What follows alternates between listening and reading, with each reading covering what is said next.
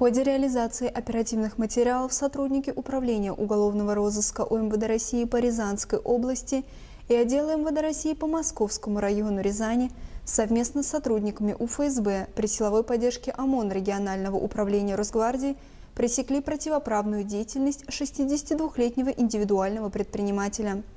Житель Рязани подозревается в организации незаконной миграции путем привлечения к работе иностранных граждан, незаконно находящихся на территории региона.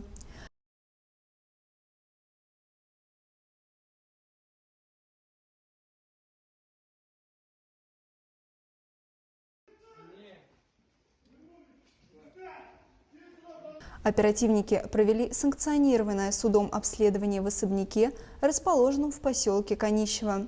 На втором этаже дома был организован цех по пошиву одежды. На производстве трудились 17 мигрантов. Установлено, что 9 иностранок не имели трудовых патентов, а 4 из них находились в России нелегально. Сейчас здесь что находится?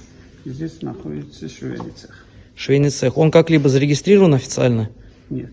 А с какого времени он здесь, этот швейный цех, находится? Швейный цех около месяца. Около месяца назад, да? Да. Ага, вы здесь чем занимаетесь? Здесь вот. Работаете здесь? Да. Официально? Нет. Патент у вас имеется? Нет. Официально работаете здесь, нет? Неофициально. Патент имеется у вас? В отношении гражданок одной из стран Средней Азии составлено 4 административных протокола о нарушении режима пребывания на территории Российской Федерации и 9 протоколов об осуществлении иностранным гражданином трудовой деятельности без разрешения на работу. В отношении предпринимателя дознавателем УМВД России по Московскому району Рязани возбуждено уголовное дело об организации незаконной миграции. Также мужчина привлекается к административной ответственности.